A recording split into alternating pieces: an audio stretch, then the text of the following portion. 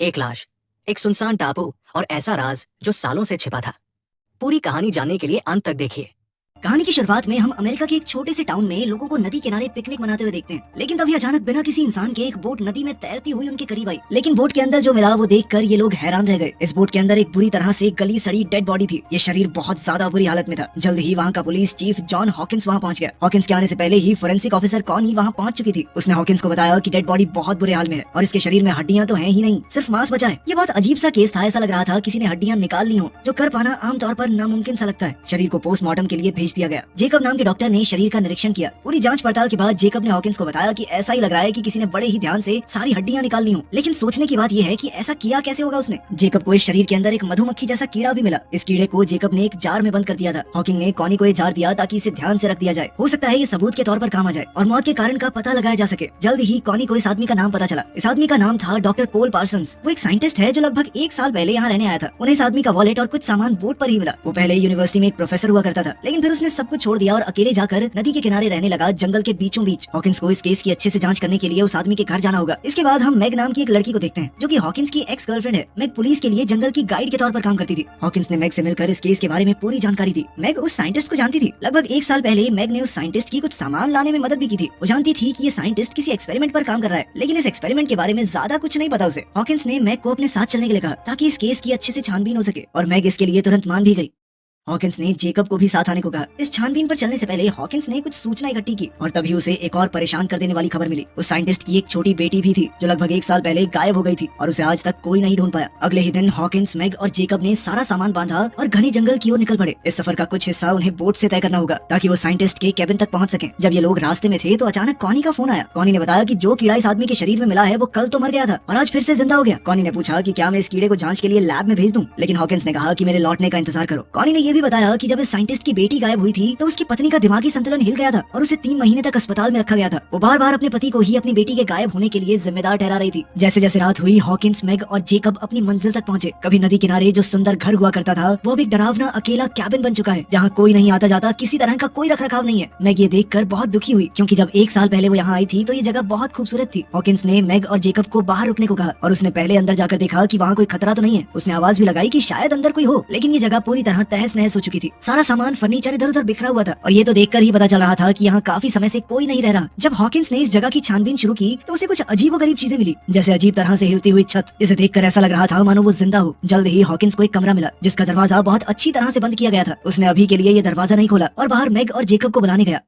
रात बहुत ज्यादा हो गई थी, इसलिए उन्होंने सोचा कि जंगल में वापस जाना सही नहीं रहेगा, रात को यहीं रुक जाते हैं। लेकिन इस जगह का माहौल बहुत ही अजीब और डरावना था। घर में घूमते हुए भी अजीब और डरावनी आवाजें गूंज रही थी। हॉकिंस ने कहा कि डरने की बात नहीं है, ये आवाजें किसी चूहे या रकून की होंगी। लेकिन असल में तो टेंशन बढ़ती गई। अचानक इस केबिन की लाइटें जलने बुझने लगी, जिससे ये जगह और भी ज्यादा अजीब और डरावनी लगने लगी। जल्द ही उन्हें एक बेसमेंट का दरवाजा दिखाई दिया। उन्होंने सोचा कि नींद तो यहाँ वैसे भी नहीं आएगी, तो थोड़ी छानबीन ही कर लेते हैं। नीचे बेसमेंट में उन्हें एक बड़ी बिजली पैदा करने वाली मशीन मिली। ये अजीब सी मशीन एक बड़े इंडस्ट्रियल चार्जर जैसी लग रही है। पूरी तरह इस मशीन का क्या काम है ये उन्हें भी समझ नहीं आया, लेकिन ये मशीन काफी ताकतवर और खतरनाक लग रही है। हॉकिंस ने जो रिसर्च यहाँ आने से पहले की थी उसमें भी ऐसी किसी मशीन का जिक्र था। इस घर की रसोई में छानबीन करते हुए उन्हें पता चला कि रसोई की अलमारी से कुछ तारें ऊपर की तरफ जा रही हैं। इन तीनों ने अंदाजा लगाया कि जो भी मशीन इस घर में मौजूद है वो जरूर ऊपर वाले कमरे में होगी। खैर, जो कमरा हॉकिंग को पहले बंद मिला था वो खुद ब खुद खुल गया। हॉकिंग ने अपने दोस्तों को बुलाया और तीनों अंदर चले गए। दीवारों पर अजीबोगरीब फोटोज लगी हुई थी और तंत्र मंत्र से जुड़े हुए रहस्यमय निशान बने हुए थे, लेकिन कुछ साइंस से जुड़ी चीजें भी थी। ये साइंस और काले जादू का एक मिक्सचर सा लग रहा था। वहाँ कुछ फोटोज तो बहुत ज्यादा दिल दहला देने वाली थी। वो लोग छानबीन कर ही रहे थे कि अचानक एक मकड़ी ने जेकब के मुंह पर काट लिया। डरा और घबराया हुआ जेकब अपने कमरे के बाहर भागा। हॉकिंस ने कॉनी को फोन किया और कहा कि पता लगाओ ये अजीबोगरीब घर किसने बनाया है, लेकिन छत से आ रही इलेक्ट्रोमैग्नेटिक रेडिएशन की वजह से उसके फोन का सिग्नल टूट गया। वहीं जेकब और हॉकिन के बीच में भी मैग को लेकर कुछ टेंशन थी। दरअसल हॉकिन से पहले मैग जेकब की गर्लफ्रेंड थी और वो आज भी कहीं ना कहीं उससे प्यार करता था। इस वजह से उन तीनों के बीच में माहौल थोड़ा अजीब हो गया। जैसे ही वो लोग सोने की तैयारी करने लगे, हॉकिन का कहना था कि उन तीनों को एक ही कमरे में रुकना चाहिए ताकि अगर कोई भी खतरा आए तो वो लोग मिलकर उसका सामना कर सकते हैं। लेकिन मैग ने कहा कि देखो, मुझे अपना खुद का कमरा चाहिए, मैं नहीं एडजस्ट कर सकती तुम लोगों के साथ।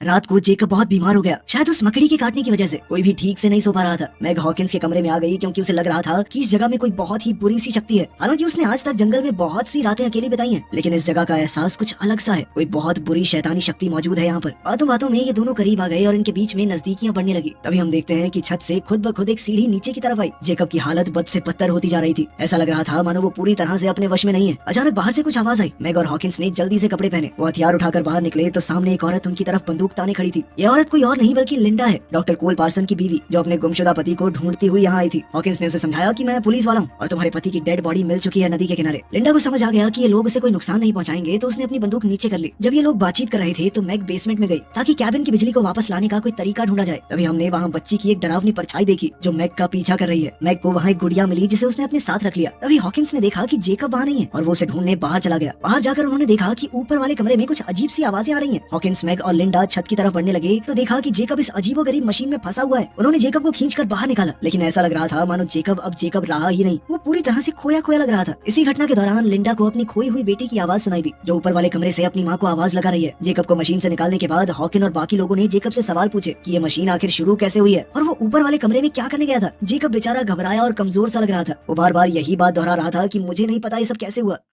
लिंडा उस मशीन के सामने खड़ी होकर थोड़ा घबराई हुई उसे देख रही थी। मैग वहाँ आई और लिंडा से पूछा कि तुम्हें कोई अंदाजा है कि ये मशीन है क्या। लिंडा ने बताया कि एक इलेक्ट्रोमैग्नेटिक मशीन है जो बहुत ताकतवर मैग्नेटिक फील्ड बनाने में इस्तेमाल की जाती है। उसने आगाह किया कि ये मशीन इंसानों के लिए बहुत ही ज्यादा खतरनाक और जानलेवा है। हॉकिंस लिंडा को उस कमरे में ले गया जहाँ वो अजीबोगरीब फोटोज दीवारों पर चिपकी हुई थी। लिंडा ये सब देखकर और ज्यादा घबरा गई। वो अपने पति के साथ 10 साल रही है और उसे अच्छी तरह से जानती है कि ये काम उसका बिल्कुल नहीं है। उसने पूरे कॉन्फिडेंस के साथ कहा कि ये काम मेरे पति का बिल्कुल नहीं है। अब उसे डर था कि शायद किसी बेहद डरावनी चीज ने मेरे पति को अपने वश में कर लिया है। तभी हॉकिंस को वहाँ एक लैपटॉप मिला जिस पर पासवर्ड लगा हुआ था, तो वो उसे खोल नहीं पाया। उसने लिंडा से इस पासवर्ड को खोलने में मदद मांगी। इससे पहले कि वो कुछ करते उन्हें खिड़की से घर के बाहर कोल खड़ा हुआ मिला जो कि जिंदा और बिल्कुल ठीक था। वो घबराकर बाहर की तरफ भागे और समझ गए कि ये कोई भ्रम नहीं है, कोल सच में जिंदा है। गुस्से में लिंडा ने कोल को एक जोरदार थप्पड़ दे मारा, लेकिन कोल ने कोई उल्टा जवाब नहीं दिया। उसने कहा कि तुम्हारा गुस्सा जायज है और मारो चाहे मुझे। अंदर चलकर सब लोग आराम से बैठ गए। हॉकिंस ने कोल से पूछा कि तुम इतने वक्त से कहाँ पर थे और यहाँ क्या हुआ, ये घर ऐसी हालत में क्यों है। उसने नदी के पास बोट में मिली डेड बॉडी के बारे में भी कोल को बताया। कोल इन सब बातों को हंसकर टाल रहा था। उसने मशीन के बारे में किसी भी सवाल का सीधा जवाब नहीं दिया। पुलिस स्टेशन में कॉनी लगातार हॉकिंस से संपर्क करने की कोशिश कर रही थी। जो मक्खी उस लाश के शरीर में मिली थी वो जिंदा तो हो ही गई थी, लेकिन अब वो 2 मक्खियों में बदल चुकी है। इसकी वजह कोल की वो मशीन हो सकती है। वहीं हम देखते हैं कि जेकब की हालत अब बद से बदतर होती जा रही थी। उसके शरीर में डरावने बदलाव शुरू हो गए थे। नाखूनों के ऊपर नए नाखून उगने लगे, जल्द ही नए दांत भी, और हड्डियों के ऊपर हड्डियां उगने लगी। वो बहुत तेजी से बदल रहा था। ये सब कुछ शायद उस मशीन की रेडिएशन की वजह से हुआ है। हॉकिन ने कोल से काफी सवाल जवाब किए, लेकिन कोल ने कोई भी सही जवाब नहीं दिया। यहाँ तक कि जब लिंडा ने उससे पूछा कि तुम कहाँ गए थे, तब भी उसने कोई खास ढंग का जवाब नहीं दिया। और इधर जेकब कोल की बातें इस तरह मान रहा था मानो वो उसका कोई नौकर हो। जब लिंडा जेकब की हालत देखने गई तो उसका शरीर इस तरह से बदला हुआ देखकर वो बहुत ज्यादा डर गई। वो तुरंत हॉकिंस और मैग को बताने गई। जेकब के शरीर में ऐसा भयानक बदलाव देखकर वो लोग समझ गए कि उन्हें जल्द से जल्द यहाँ से निकलना होगा। जब वो लोग बाहर निकले तो देखा कि जिस बोट से वो सब यहाँ पर आए थे वो अब गायब है। हॉकिंस को कोल के ऊपर अब और ज्यादा शक होने लगा, लेकिन कोल अभी भी इन सारी चीजों को मजाक में ले रहा था। हॉकिंस ने गुस्से में अपना आपा खो दिया। उसने कोल को एक जबरदस्त मुक्का दे मारा और उसे बांध दिया ताकि वो आगे किसी चीज में मुसीबत न पैदा कर सके। लिंडा ने कहा कि हमें थोड़ा ढूंढना चाहिए, यहाँ आसपास कोई तो हो गई जो यहाँ से बाहर निकलने में हमारी मदद कर सके। हॉकिंस और मैग आसपास लोगों की तलाश में वहाँ से निकल गए। वो जल्द ही एक कैंपिंग साइट पर पहुंचे जहाँ बहुत सारा सामान पड़ा था। रहने खाने की जगह भी थी, लेकिन इस कैंप के अंदर बहुत सारी सड़ी गली डेड बॉडीज पड़ी हैं, जिन्हें देखकर वो दोनों तुरंत वहाँ से दूर भागे। ये घिनौना दृश्य देखकर मैग उल्टियां करने लगी। हॉकिंस ने उसे शांत करने की कोशिश की, लेकिन इसी दौरान मैग ने भावुक होकर कहा कि मैं प्रेग्नेंट हूँ, मेरे पेट में तुम्हारा ही बच्चा है।